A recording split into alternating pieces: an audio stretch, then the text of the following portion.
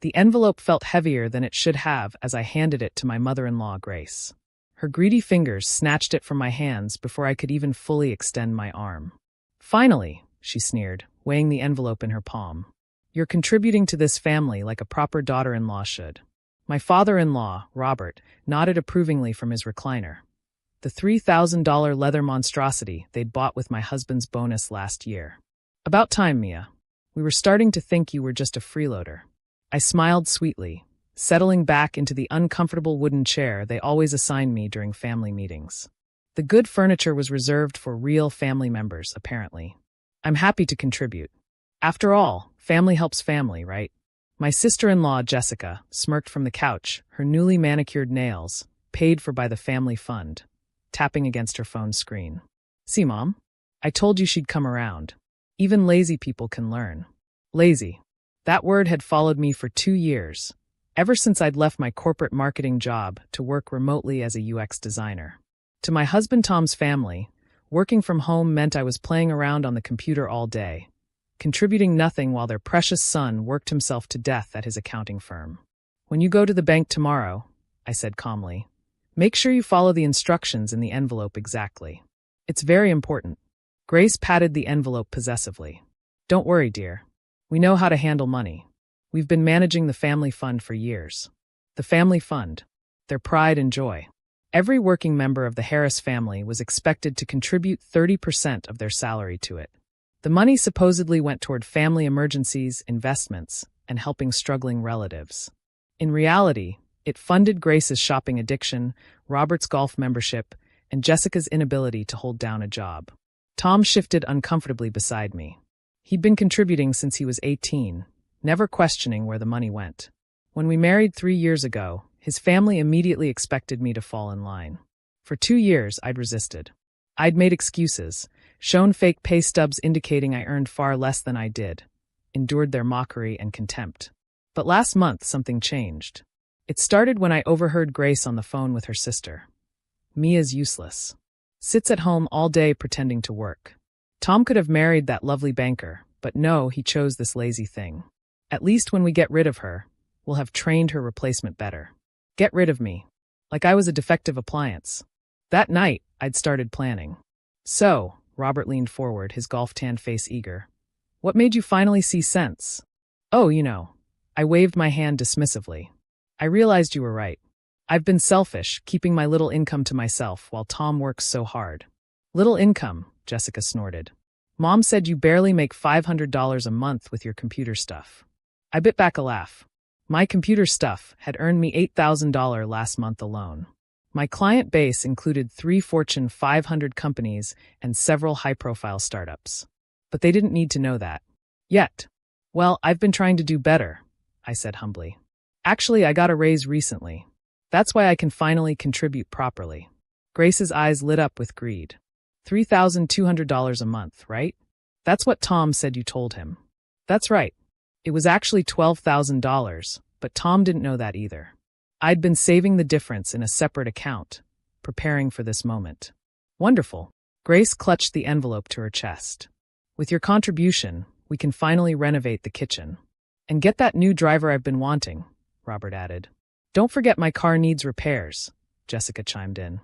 They spent the next hour planning how to spend my money, never once asking if Tom and I needed anything. Never acknowledging that we'd been living in a cramped apartment while saving for a house. Savings they'd repeatedly tried to guilt Tom into borrowing from. As we prepared to leave, Grace pulled Tom aside. "Your wife finally understands her place in this family. Make sure she doesn't backslide." Tom nodded weakly. My sweet, conflict-avoidant husband who'd never once stood up to his family. I loved him, but his spine needed serious reinforcement. That night, Tom was effusive with praise. "Thank you for doing this, Mia. I know it's hard, but it means so much to them. To me. Do you even know what they do with the money?" I asked, genuinely curious. He shrugged. "Invest it, I guess. Mom handles all that. She's always been good with finances." I thought about Grace's 17 credit cards and Robert's gambling problem. Both secrets I'd discovered through Jessica's drunken confessions at last Christmas's party. Right. Good with finances. The next morning, my phone started ringing at 9:47 a.m.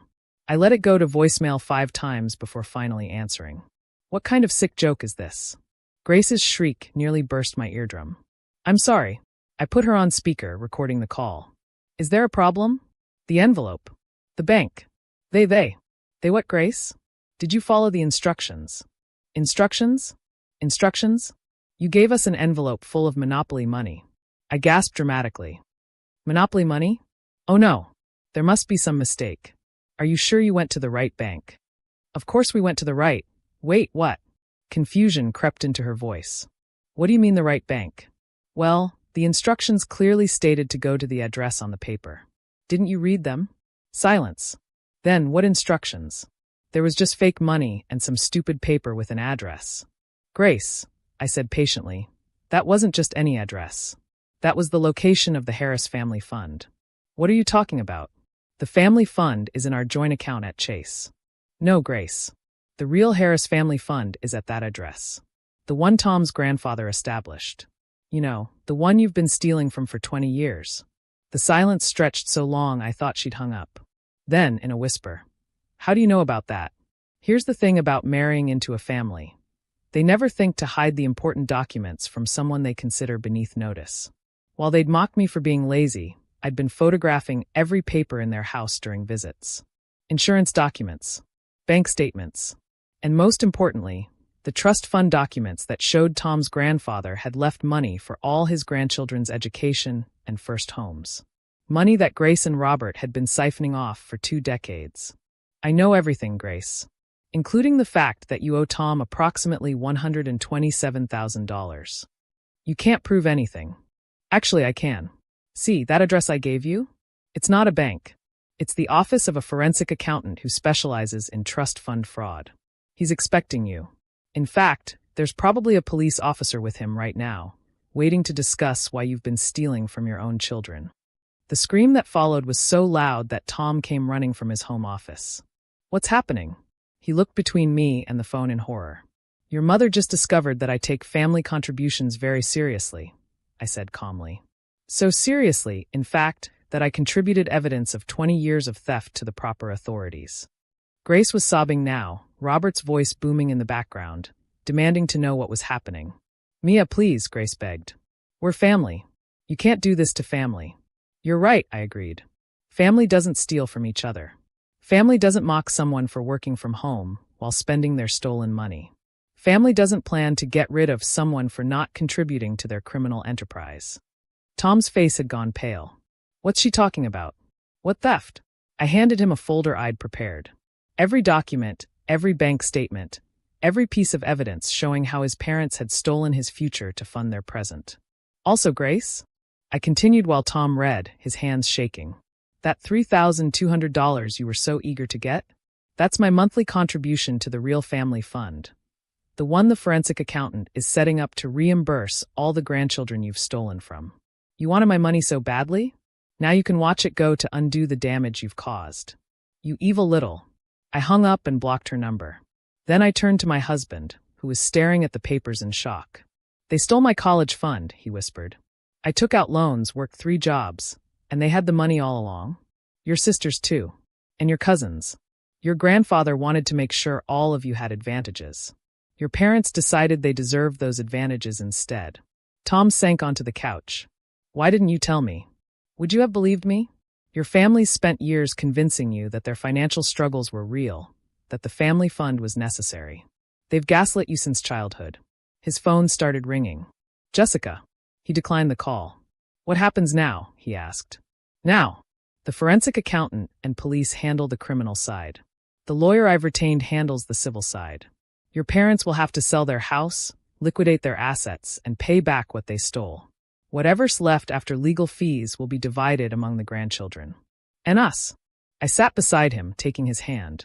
We take my actual salary, which is 4 times what you thought it was, and we buy that house we've been dreaming of. We start the family we've been putting off because we couldn't afford it. We live our lives free from their manipulation. Tom was quiet for a long moment. Then, for times, I smiled. Turns out my lazy computer work is quite lucrative. I've been saving the difference, waiting for the right moment to break free from your family's control. And that Monopoly money? A symbolic gesture. They wanted to play games with our money? I gave them game money. though I doubt they appreciated the irony. Over the following weeks, the family explosion was spectacular. Jessica called Tom screaming about betrayal until he blocked her. Robert sent threatening emails until the lawyer sent a cease and desist. Grace tried showing up at our apartment, but we'd already moved. The investigation revealed worse than I'd imagined. Not only had they stolen from the trust fund, but they'd also taken out credit cards in their children's names, ruining their credit scores. They'd claimed Tom and Jessica as dependents on their taxes well into their 20s, pocketing the refunds. The other cousins, once informed, were equally furious. Grace's sister cut contact completely. Robert's brother offered to testify against him. 6 months later, we were settled in our new house, paid for with my savings and Tom's recovered trust fund money. His parents were facing criminal charges and had declared bankruptcy. Jessica, forced to get a real job for the first time, was living with a friend and slowly learning that the world didn't owe her a living. Tom was in therapy, working through years of financial abuse and manipulation. Our marriage was stronger for having weathered the storm together. One evening, as we sat on our deck overlooking the garden, Tom asked, "Do you regret how it happened? Do I regret the elaborate monopoly money scheme instead of just calling the police directly?" He laughed, a sound I'd been hearing more often lately. "Yeah, that." "Not at all," I said. They needed to feel what it was like to think they were getting what they wanted, only to have reality hit. They needed to understand that their greed had consequences. And the lazy computer work comments just made the reveal sweeter. Never underestimate someone who works from home, Tom. We have all day to plan our revenge while looking like we're doing nothing. He raised his beer in a toast. To lazy computer work and monopoly money. And to family funds that actually help family, I added. We clinked bottles and watched the sunset, free at last from the Harris Family Fund. As for my $3,200 monthly contribution, it goes into our actual savings now, building our future instead of funding someone else's greed. Sometimes the best contribution you can make to a toxic family is exposing their toxicity to the light. And sometimes you need to package that exposure in an envelope full of monopoly money to make the point stick. Thanks for watching. See you again in the next video. Stay stunned.